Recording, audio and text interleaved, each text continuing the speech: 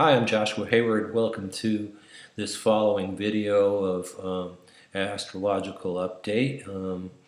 www.dynamicmindcreativeheart.com, Josh at dynamicmindcreativeheart.com, and please visit our Facebook page, which is Dynamic Mind Creative Heart business page. All right, so got to give you the info, and so here we go. We're going to continue on from that.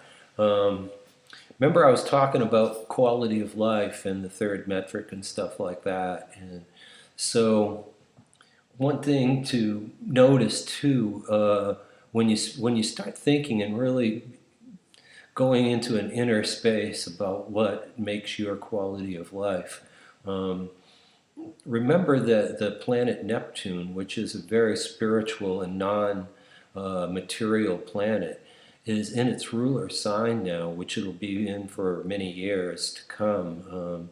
And it's gone around. This is only the second time that Neptune has been in Pisces. There it was when we first discovered it, back in the, I believe, 1860s.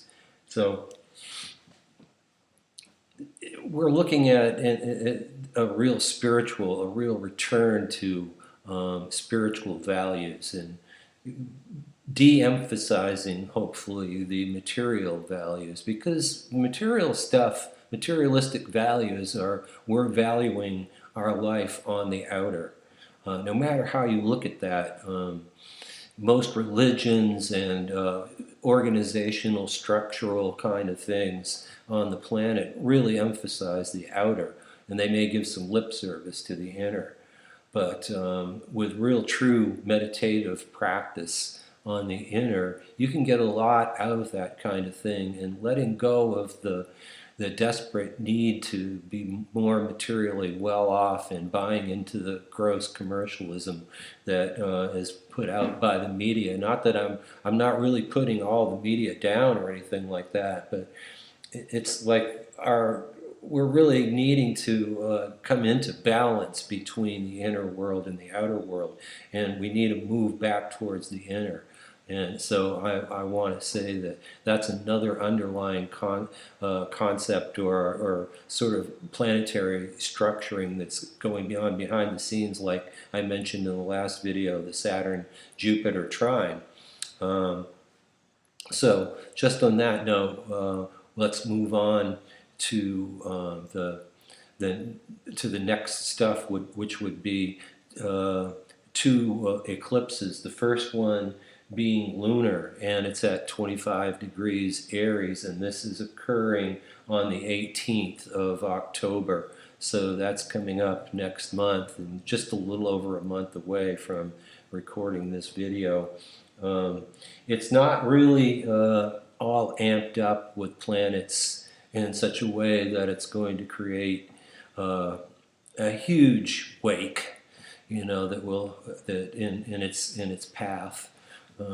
It certainly, all eclipses these days seem to be pretty powerful, but it's in the same sign of that Uranus is in, which is Aries, although it's not conjunct, and it's later on from that, so it's not an exact conjunction, but it's in the same sign. So this stresses freedom, and when we're looking at a freedom of the inner, the I am, because Uranus also, which is the planet of freedom, talking about that. So you put those two things together, this sort of emotional, since it's a lunar, releasing eclipse of identities that really aren't us. You know, we emotionally get attached to a certain way of being, a certain way of feeling about things, and we think that that defines us. We intellectually define ourselves, and we see ourselves in the Venusian way as we feel this way about love, or we express ourselves in a Martian way about Mars, and so there's lots of identities that we have. With the moon, the lunar concept is I feel this way about me, this is what defines me. Well, in a way it does, but we can always change these things. We can emotionally see that we're attached to something that's not serving us. So we can begin to disidentify from what I call negative identifications and change the negative structuring in our lives to something that's going to be more positive or more beneficial to who we are. I think that's what loads up this particular eclipse on the 18th, with the sun in Libra and the moon in Aries, it being a full lunar eclipse. So, all right, there's that going on, and then on the first of November, we have that the fourth Uranus exact square to Pluto. But then right after that, we have a major, very loaded up solar eclipse coming up, and that's going to be really intense because there's a lot of stuff going on with this eclipse. Not only the sun and the moon exactly conjunct in Scorpio, but these are also on a conjunction to the North Node, which I mentioned in the last video, of sort of a destiny thing that's going on. And also Mercury is almost at an exact conjunction there. Within about a degree or so. And so that's loaded up with Scorpio stuff. And then if that's not enough, there's more. There's Saturn lining up on that big lineup. So that's several planets. That's the Sun, Moon, North Node, Mercury, and Saturn. And Saturn's a couple of degrees off, but it's really close. So that's a lot of Scorpio, buddy, I'll tell you. So there's going to be some huge change that comes from this. It's a big, big motivator because it comes right in the wake of the exact Uranus-Pluto square. And so you're really looking at some intense stuff. We could see at this time, at the beginning of November, some sort of darkness happen on the planet. You know, we've got all this stuff happening in Syria, and everybody's wondering, are we going to bomb them? Or are we not going to bomb them? I don't know. You know, I'm kind of done with saying, hey, this is going to happen. It's exactly this. I did predict really closely the events of 9/11. Publicly, I even talked about that during a conference in Telluride, Colorado. I just don't want to get into that so much. Let's try to create something positive. If we are accepting our own inner transformation, if we're accepting that we're transforming our values, we're transforming our lives in a way of what is going to create a quality of life, that's what we need to hold on to. What the government is and those people are going to do, we don't have too much control over that. You know, I think it was hubris of me and a bunch of other, to some degree, of peace activists. We were acting from our heart, but we believed that, you know, a small group of focused people could keep, you know, this huge machine, sort of shadow darkness machine, from doing whatever it's going to do. I'm not sure that's going to happen. I don't think we need to focus our energies this way. As individuals in small groups and communities, why don't we, especially individuals and families, why don't we just focus on what we want to do for our quality of life? And then we can get an inner transformative change. This is what Scorpio is about. This is what this whole thing's about. There's also a Mercury retrograde that starts on October 21st and that goes to November 10th, and that's in Scorpio. So we've got you know, like I said, Mercury is retrograde on a conjunction to this big solar eclipse that's happening, which could really rock us. You know, it's not a small deal. So I don't know what's going to happen. We can change our lives. We may see some dramatic events in the outer world of which we probably have very little or almost no control. But let's create a separate reality. Those of us who are embracing going into the light, like I said, my mantra is self-love and joy right now. And no matter what our grief and sorrow is, no matter what kind of suffering that we've gone through, and believe me, and you know, as well as I do, there's so much of that going on. People are having to face their lives like they've never done before. This is a very intense thing. So, in order to be able to face that,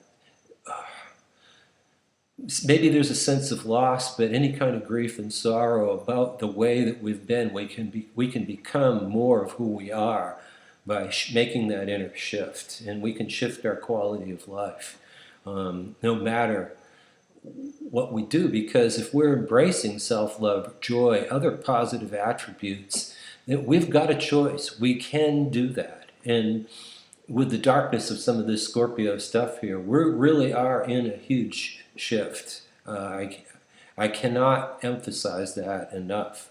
But if I can change my life, which I'm doing right now, and I'm feeling like I can stay in a really good and high vibration no matter my loss. I can stay in it now most of the time. And so I want to pass that on to everybody out there. We need to have more fun in our lives. We need to enjoy ourselves. Seriousness is highly overrated. So let's laugh a little bit, and if we're going to value something, why don't we value our own lives? Why don't we value our friends and our loved ones? And let's give love and share with them. And let's do our inner work and keep making the change, because the shift happens in here. That's the main place, in here, in the heart, inside the cells of our own bodies. So there are other things that are coming up. There's a Neptune station, and that's happening later on in November. There's a Uranus station close to Christmas. Mercury goes back direct once again on November 10th. There's also a Chiron shift station in there too. So I will upgrade our information about that at a later date. I think I've given, with these two videos, I've given pretty much here. So I'm hoping that this is helpful to anyone who takes it in. And you can get a hold of me if you want to do some meditative work on yourself with Dynamic Mind, Creative Heart process. I'm really getting a lot of students now. A lot of people are coming. I'm teaching some classes here. I can work with you on the phone. Anyone who's in the area, the Yellow Springs, Dayton, Ohio area, anyone that wants to come see me, Josh at dynamicmindcreativeheart.com. Get a hold of me and let's get together. I can take a look at your chart and see what your stuff is, and then we can take that information and what changes you want to make into the meditation, and having some really tremendous success and some meaningful relationships with people doing this stuff right now. So anyway, once again, thanks for listening, and I'm so glad that you're there, and I'm so glad you're really doing your work. If you're watching this video, that means you're interested in your growth. And I congratulate you, and be kind to yourself. Esther's message to us was to be kind to others, to be gentle to others, but to be kind to ourselves as well. And I'm pledging that, and I would like for any of you who would choose to do that. I think you can create a better quality of life with that kind of thing. Being kind to yourself, being kind to others. So I wish you well. Be well. Namaste.